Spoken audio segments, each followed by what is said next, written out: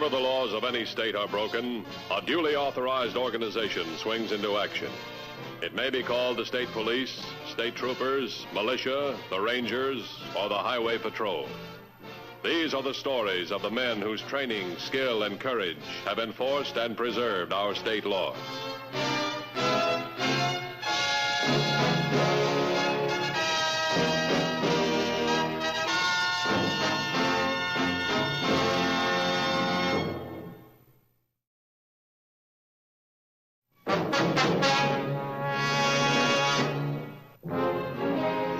Along with the apprehension of persons suspected of a crime, the Highway Patrol is concerned with obtaining evidence that will prove those persons innocent or guilty.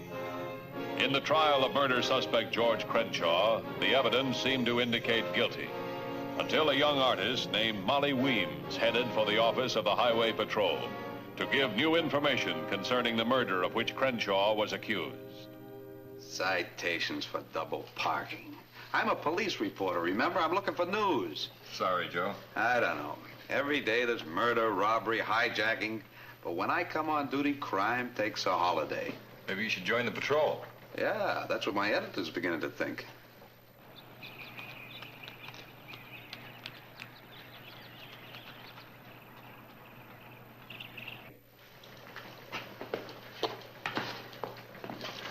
Yes, ma'am. I'd like to speak with the officer in charge, please. That would be Mr. Matthews. Maybe I could help you. Well, it's important. Very important. Would you like to tell me what it's about? It's about George Crenshaw. He didn't commit those murders. They can't convict him at that trial. I saw the man who killed those people. It wasn't George Crenshaw. Would you give me your name, please? Weems. Molly Weems. One moment, Miss Weems. I think you should see Mr. Matthews. Thank you. Excuse me, Miss Weems. I'm Joe Macklin of the Chronicle. I couldn't help overhearing. Please. I just want to talk with Mr. Matthews about this. Why Matthews? Why don't you want to go to the district attorney?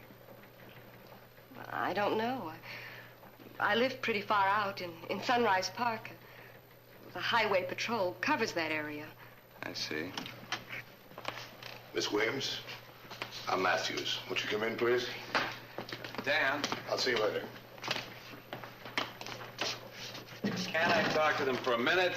Sorry, Joe, not now. Look, I've got a deadline in about 20 minutes. Just give me something I can phone in. There's nothing I can give you.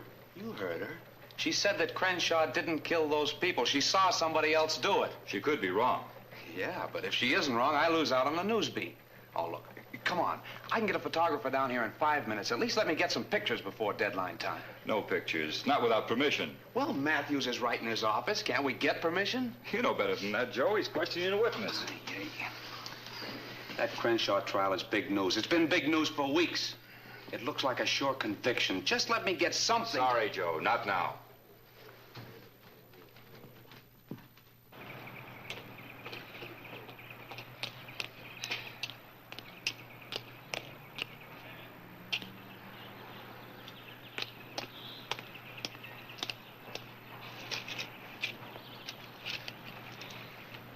Weems, Molly.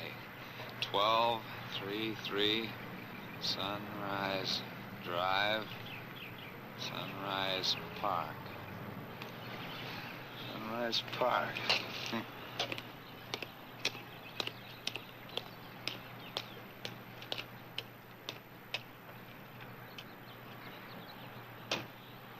I tell you, Mr. Matthews, I saw the real killer. It wasn't George Crenshaw. I know it wasn't. Can you describe this man? Yes, I can. The murders were committed 6 weeks ago. At night. There was a moon. It was bright enough for me to get a good look at him. Did he happen to see you? Yes. I must have cried out or made some kind of a noise because he turned and shouted at me. He even shot at me. But I ducked through the trees and ran. I thought I'd lost him, but he must have followed me. You saw a man commit 2 murders and did nothing about it. I was going to. When I got home, I was too sick, too frightened from what I'd seen. A few hours later, there was a news broadcast. It said the killer had been arrested. Did you know it was the wrong man? No. I didn't know till the next morning when I saw the picture in the paper. George Crenshaw's picture. It wasn't the same man I'd seen in the park. You still did nothing about it? I was afraid. Too afraid. I started getting calls, threats. He even sent me threatening notes. I got one almost every day. Do you happen to have any of them? Oh, no, I burned them. I didn't want anyone to know I could identify a killer who was still at large. Mr. Matthews, I know I was wrong, but ever since the trial began, I've been getting those calls, those letters. I can't sleep, can't eat, can't think straight. You've got to believe me. Tell me, what made you stop being afraid? What made you decide to tell us the whole story? If George Crenshaw is convicted, he'll be sentenced to death. He's innocent, Mr. Matthews. He's not a killer. Not a killer? Or not the killer? Don't try to trap me or trick me into thinking I've said the wrong thing. Please don't do that to me. Mr. Matthews, I'm not crazy. I'm not some crank or a giddy female looking for publicity. I'm trying to save the courts from executing the wrong man. George Crenshaw didn't kill those people in Sunrise Park. I can describe the real murderer. You must believe that. Well, excuse me, won't you?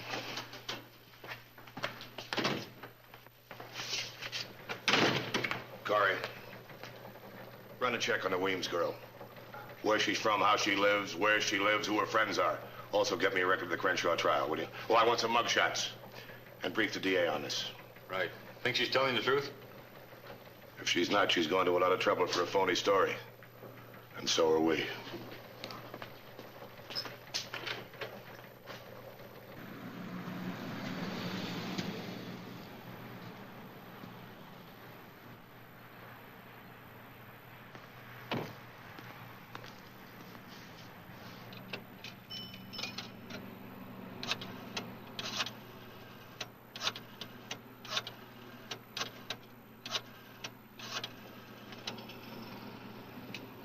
Hello, this is Macklin.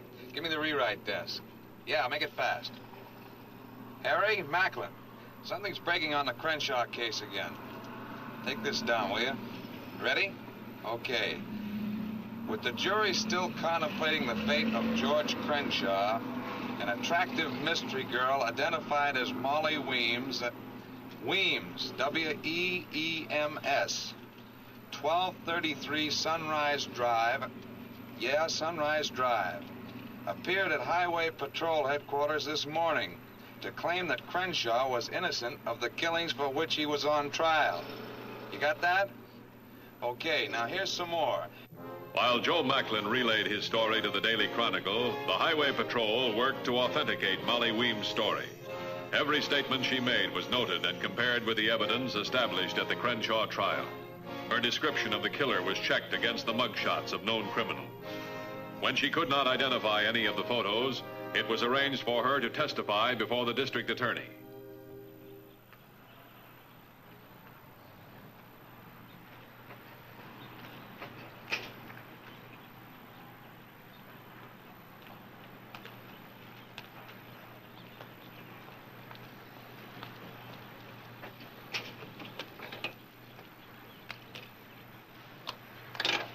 See you in a minute, Mr. Matthews.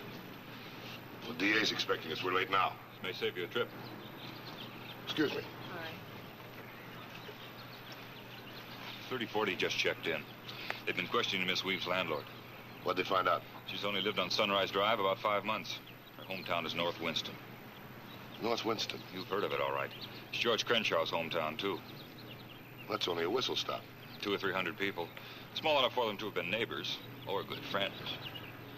Well, if she's protecting Crenshaw in this way, they must have been more than good friends. All right, Miss Williams, out. I thought we were seeing a district attorney. He'll be here soon enough when he finds out about the lies you've been telling. Lies? Done a good job. You almost had me convinced. Why are you so determined to prove I'm a liar? Why don't you believe me? Well, for one thing, you said the moonlight helped you spot the killer. Court records show there was no moon that night. All right, there wasn't a moon. I was witnessing a double murder. I expected to give weather reports, too. All I know is I saw the man who killed those people, and it wasn't George Crenshaw. How long have you known Crenshaw? I don't know him. I told you that. When you were neighbors back in North Winston, you probably went to school dances together. I don't know why you're doing this. But, Miss Williams, you're protecting a killer. No, George isn't a killer. He wouldn't kill anyone. George? All right, why don't you tell me the truth? All right, I was lying. And the reason is the same one you've probably heard 1,000 times before. I love him. 3 years ago, George and I were going to be married. But I broke the engagement. George moved away from North Winston. I was too proud, too stupid to stop him. Go on. A few months ago, I moved to Sunrise Park. I had no idea George was living there, too. I'd forgotten him, lost track of him. Then I read about the murders and the trial. I couldn't believe any of it. George isn't a killer. I kept telling myself they were wrong. They had to be wrong. George couldn't kill anyone. There was nothing I could do for him during the trial. I just stood aside, reading about it, watching the evidence pile up against him, knowing they were wrong. They had to be wrong. Then the case came before the jury with all that evidence against him. I had to show them they were wrong. I couldn't let him die. Do you understand, Mr. Matthews, that I couldn't let him die? All right, Corey. You can take her home now. I'm all right now. I'll be able to drive. You sure? We don't want any accidents. I'll be careful, thank you. I'm terribly sorry for making such a fool of myself, Mr. Matthews. Are you going to file charges? You signed those statements. There's nothing we can hold you on. Would you do me a favor? Go home now, please.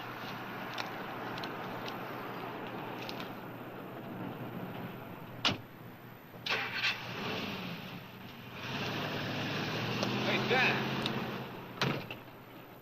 That's the Weems girl, isn't it? Where's she going? Home? Home. You gonna let her run around unguarded with a killer at large? There's no killer. She was lying. Lying? It's a good thing she was lying. It's a good thing other reporters don't have your lack of responsibility. Otherwise, the only witnesses we'd have would be dead ones. What? The story you printed, you gave her name and address. If there had been a killer, the only thing you didn't do for him was load the gun. Oh, honest, Dan, I never even thought I... Let's go. Hey, Dan, wait a minute, listen.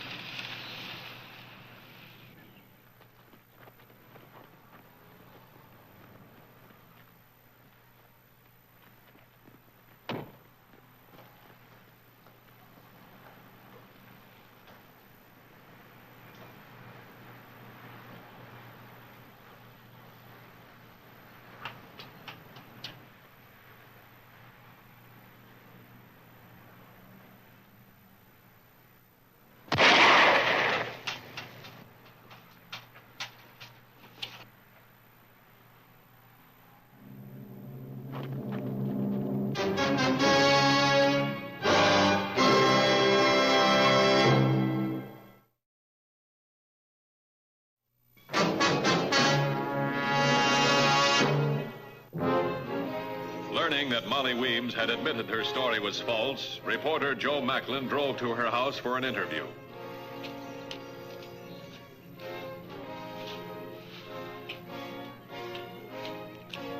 It was he who found her, the victim of a murder attempt. Stay right here. I'll get an ambulance.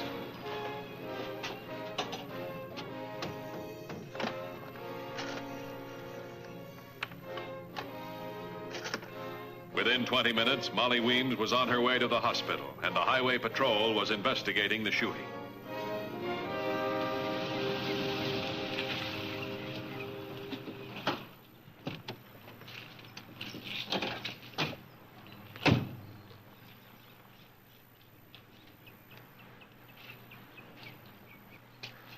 Where'd you find her, Joe? She'd fallen just about here, Dan. She was facing this way. When I drove up, she was just coming to. Well, the shot must have come from that direction. Corey, get some men out here. Have them check the area for tire tracks, footprints, anything. Yes. Might have been a wild shot, Dan, from a hunter's rifle. Sure. Hunting for Molly Weems. Why? Why would anyone want to kill her? Because she could identify the killer. You told me she never saw any killer, that she was lying. Sure she was lying. But only you and I know that. Hey, wait a minute, Dan. The way you phrase it, you seem to think that Molly was telling the truth and didn't realize it. Starting to look that way. But if that's the case, then the real Sunrise Park killer is at large and Crenshaw is innocent. Hey, that's a big story, Dan. Will you give me a statement on it? No, Joe, not yet, but very soon. When?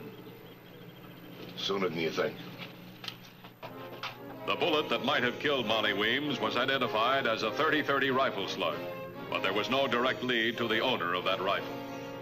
The area from which the rifle had been fired was examined carefully, but no leads were found. The victim herself could offer no clues to the identity of the would-be murderer. Well, he didn't do a very good job on me. The doctor says I only have to stay here overnight. I'd like to have you stay here a little longer. I've talked to the doctor about it. Well, if it isn't necessary. I'm afraid it is necessary. I'd like permission to move into your home because I think you're going to receive a visitor. I'd like to be there when he arrives. What are you building, Dan? The story that you want. Oh? All right, you can print that the Highway Patrol says the shooting of Molly Weems was a deliberate attempt to silence a material witness. And while we're investigating the shooting, Miss Weems is being kept under guard at her home. At her home. When her condition improves, she's expected to offer a detailed description of the man who she believes to be the real Sunrise Park killer. Until then, no further action can be taken on the testimony she's given to date.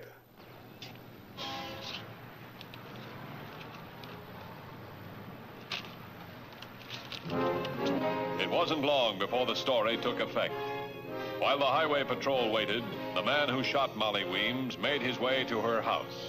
His second visit to the area in 2 days. But this time, his visit was no surprise. The patrol had installed a radio in the Weems house where Matthews, staked out, could control and direct his units.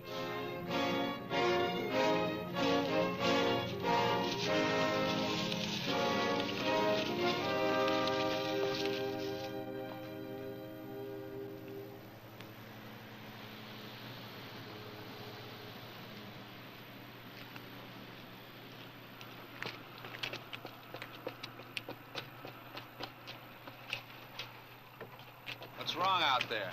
You a reporter? That's right. Got a press card? Sure. Who are you? Brand new member of the 4th Estate. Get out. Come on. Get over by that tree. Got it. Over there. Get up. Turn around. While Macklin was being subdued, Sergeant Corey, who was stationed outside the Weems house, reported to Matthews that all was quiet, that the undercover cars concealed in the Sunrise Park area had nothing to report. I'll stand by. Can't be quiet forever.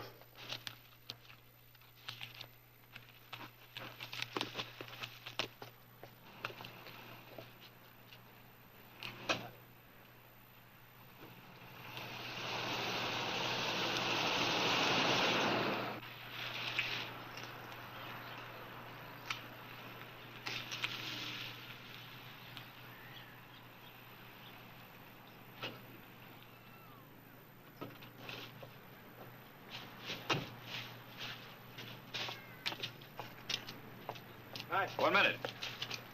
Mind if I ask what you're doing here?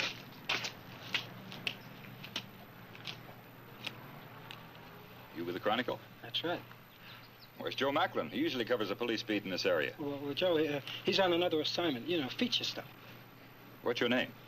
Reagan, Ralph Reagan. Your press card just refers to the bearer. There's no name on it. Oh, you know, some are like that, some are non-transferable, and others, well, they're I know that, but I'll have to have further identification if you don't mind. Oh, sure. That's all right. 1 minute. I have to clear all visitors. What do you mean, clear them? Regulations. Just take a minute. 3822 to 2150. 2150. I have a reporter here named Reagan from the Chronicle. What about the other guy, that Joe Macklin? He says he's on another assignment. You know this guy, Reagan? No. He has one of those transferable press cards, but his ID checks out. I think he's okay. All right, send him in. Go in, Mr. Reagan. Well, thanks a lot.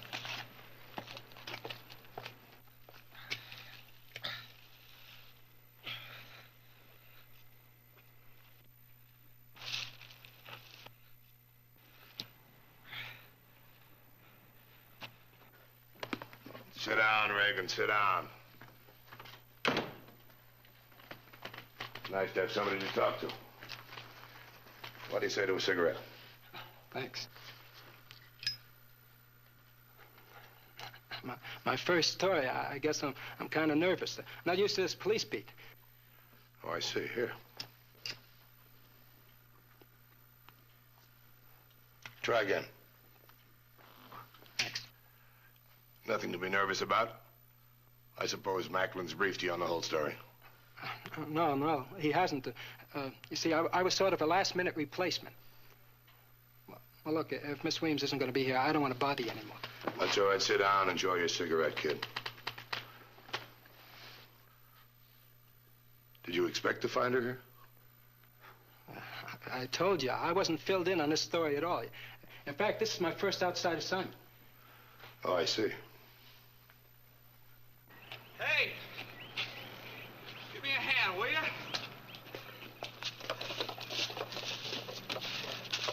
What happened, Joe? Some guy stopped my car. Clobbered me with a gun butt. Must have been the back end of a howitzer. Come on. Oh, look, if I can't interview Miss Weems, I better get moving now. Sorry to bother you. Oh, no bother at all. Oh, by the way, say hello to Joe for me, will you? Joe, yeah, sure will. Oh, see you. Say, that girl didn't identify the killer yet, did she? No. No, not yet. Do you think she's on the level? Why? Shouldn't she be? Oh, I don't know. I figure what with Crenshaw almost convicted, it seemed kind of funny, you know. Oh? What's funny? Let's just bust right in there and get that bum. No, if he has Dan at gunpoint, he would just force him to shoot. Look, he couldn't have known Dan was in there. Chances are he's trying to make a graceful exit right now. We've got to let Dan know who he is. Sure. Let's send him a singing telegram. I've got a better way than that. 3822 to 2150. Excuse me. Look, I better get going. 2150. I've got a message from headquarters for that reporter. What message? I've got a message for that reporter from headquarters. Stay where you are, will you? All right, let's have it. Look, I can get it outside. Oh, please, stay where you are. All right, give me the message. About those news pictures that were taken of the witness in the Crenshaw case. What pictures? The ones that were taken before she was shot. Headquarters wants to approve them before they're printed. Ask him if they're ready yet. You sure? Yes, sir. Thanks. Did you see some pictures that were taken of Miss Molly Williams? No, I don't. Well, these are pictures were taken, well, they were taken before she was shot. No, sure. I heard about those pics. I hear they were pretty good. Did you get a chance to look at them? Well, they weren't finished, but I heard the photographers talking about them. Well, we'd like to okay them before they're published. Oh, sure thing. I'll tell the boss. All right, fine. Thanks very much. You're welcome. See you later. Right. All right, hold it, you phony. Get your hands up, put them on top of your head. Move over here. Start moving out. Come on, right now.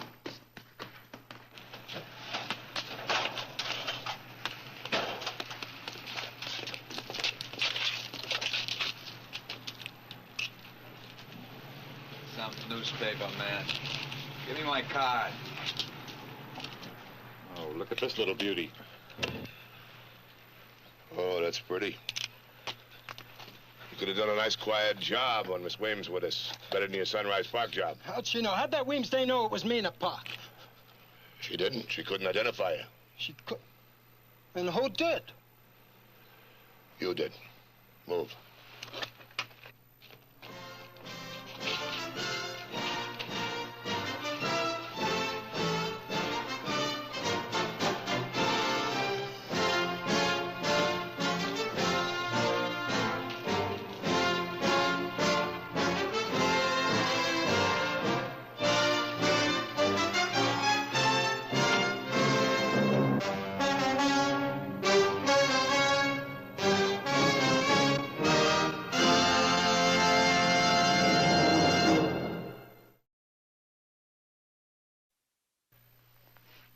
I hope you'll be with us again next week. In the meantime, try to be as good a driver as you think you are. This is Bradley Crawford saying, see you next week.